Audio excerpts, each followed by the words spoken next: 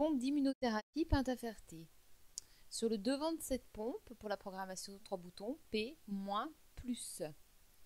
Devant la pompe, le site d'insertion de la seringue.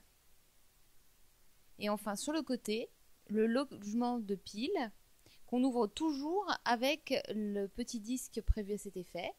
On l'introduit dans la petite fente, ce qui permet de sortir la pile facilement. Puis on peut remettre la pile en effectuant la manipulation dans le sens inverse.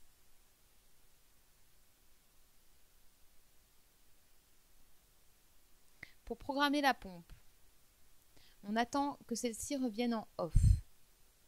Ensuite, on a deux modes de programmation. On va régler le temps et le volume à perfuser. Commençons par le volume à perfuser.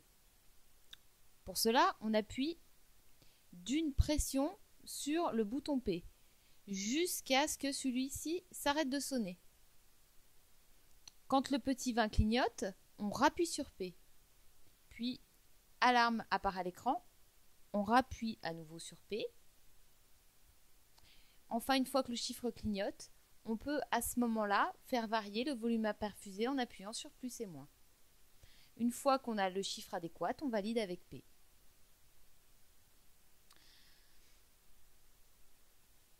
La pompe revient en off, on peut alors régler le temps de perfusion. Pour cela, on appuie sur le bouton plus, de façon à procéder comme si on voulait mettre en marche la pompe.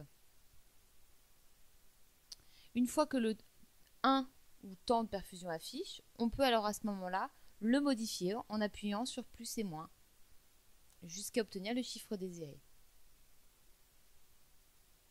Une fois que c'est le cas,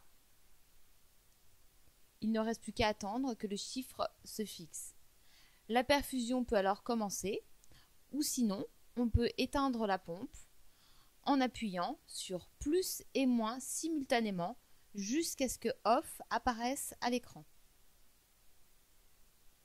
Maintenant, pour la seringue. Nous allons donc connecter la tubulure du cathéter à la seringue, purger la tubulure du cathéter,